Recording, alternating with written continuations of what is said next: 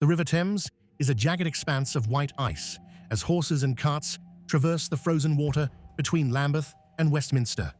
This is the Great Winter of 1460, and the Yorkist raid at Sandwich 1460 is about to ignite the next bloody phase of the Wars of the Roses.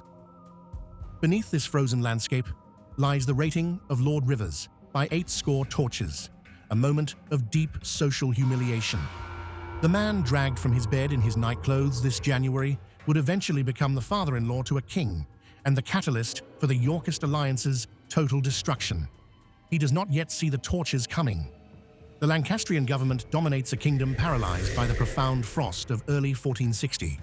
At the strategic port of Sandwich, Lord Rivers commands a massive naval muster of 32 ships intended to crush the exiled Yorkists in Calais.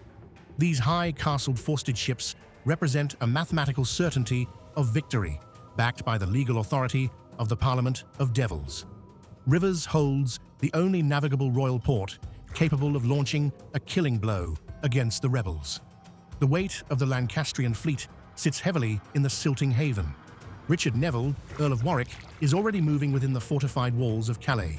He launches John Dynham and 800 veteran men-at-arms across the storm-tossed channel to seize the royal fleet before it can sail. Warwick believes that by capturing these vessels and humiliating their commanders, he can permanently secure the gateway of Kent.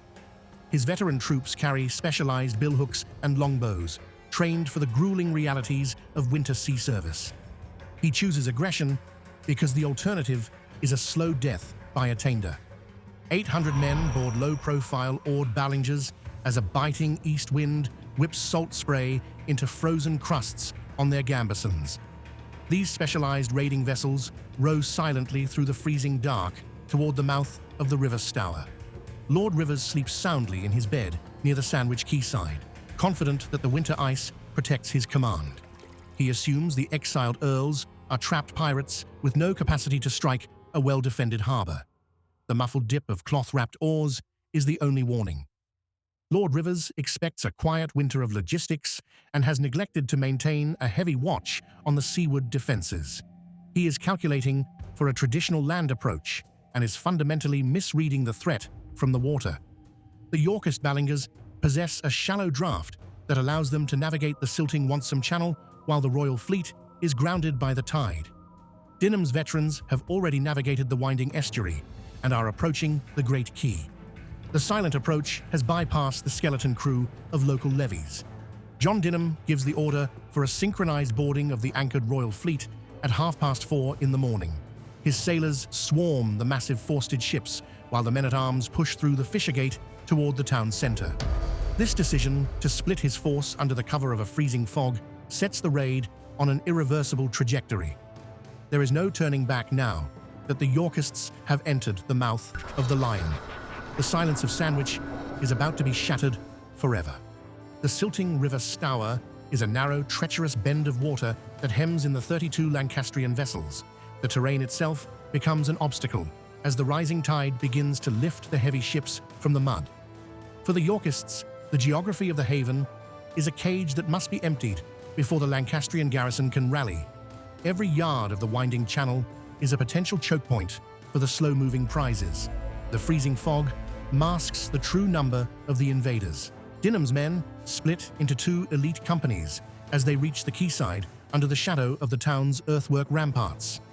The first group secures the decks of the high-castled ships, while the second breaches the residence of Lord Rivers. 800 veterans of the Calais garrison stand ready with poleaxes and longbows in the pre-dawn gloom. The Lancastrian crews are huddled in the holds, completely unaware that their command structure is being dismantled. The trap is set, and the tide is rising. The raid hits a sudden crisis as the Dieu, the largest ship in the harbor, refuses to move. Yorkist mariners discover the vessel is broke in the bottom and taking on water rapidly from the silting floor. This centerpiece of the Lancastrian fleet is an immovable weight that threatens to stall the entire withdrawal. The original plan to seize every ship is now unviable as the alarm finally spreads through the town. Dynham must choose between his most prestigious prize and his life. Dynham commits to the capture of the commanders despite the loss of the fleet's greatest ship.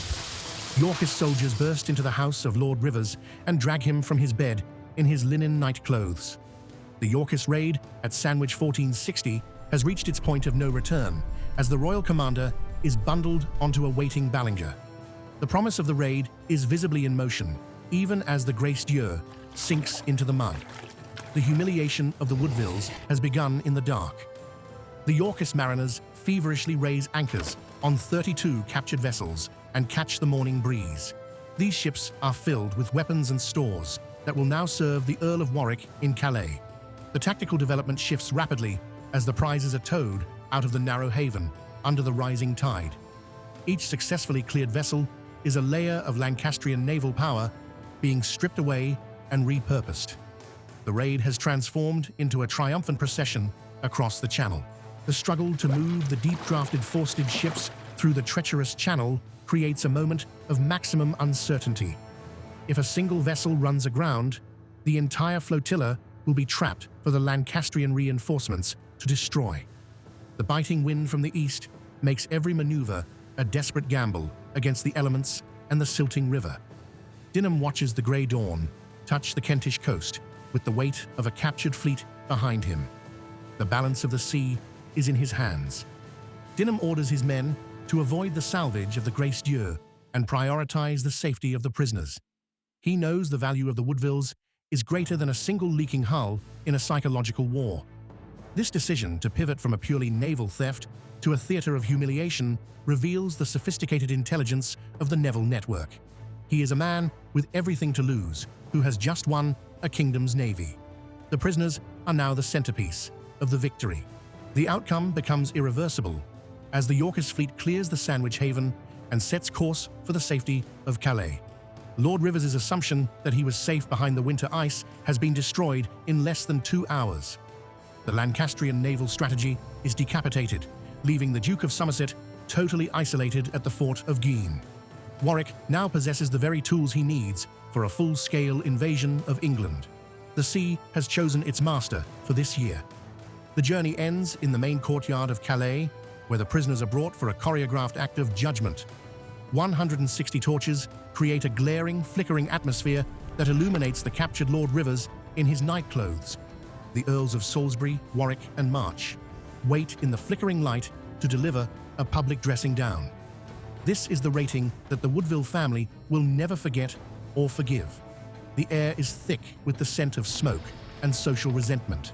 The Earl of Salisbury mocks Lord Rivers as a knave's son and berates him for calling true lords traitors. Warwick follows the assault, reminding the prisoner that his rank was attained only through an opportunistic marriage. The social hierarchy of the Wars of the Roses is weaponized as the Yorkists assert their status as the true lords of the blood. Rivers stands shivering in his night shift, while the future King of England joins in the rebuke. The Lancastrian cause is collapsing under the weight of this theatre. Edward, the young Earl of March, stares down at the man who will one day become his father-in-law. The shockwave of this raid shatters the morale of royal supporters across Kent and leaves London vulnerable to a Yorkist advance. With the royal fleet gone, the loyalty of the mariners in the Channel begins to shift toward the popular Warwick. The strategic puzzle of the Exile has been solved by the mastery of a single port. The road to the throne is suddenly open. So why does almost no one remember the raid that started everything? How did the social humiliation of a knave's son lead to the secret marriage that eventually destroyed the House of York? The raid was a tactical masterpiece, but it sowed the seeds of a personal rift that no victory could ever truly heal. We must consider if the Yorkists won the fleet, but lost the stability of their future dynasty. Humiliation is a debt that is always paid in blood. What does a king do when he discovers his new queen is the daughter of the man he once mocked in a Calais courtyard? And what does a master of the sea respond when he is pushed aside by the very upstarts he captured in their nightclothes? The legacy of Sandwich is not found in the sunken hull of the Dieu, but in the resentment of the Woodvilles. The alliance that won the crown was already breaking in the Torchlight of 1460. The next war was born in that courtyard. The Yorkist raid at Sandwich 1460 transformed desperate exiles into the undisputed masters of the English capital. Within months, the Earls would march through Kent to the Battle of Northampton, capturing King Henry VI in his own tent. Lord Rivers survived his humiliation to see his daughter wear the crown, only to orchestrate the ruin of the Nevilles who once mocked him. The road from Sandwich leads directly to the captured king and the legal upheaval of the Act of Accord. The Queen remains at large in the north.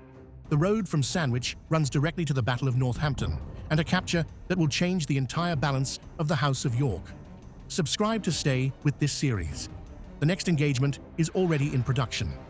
If you are watching on a television screen, the QR code on screen now will take you directly to the subscribe button on your phone.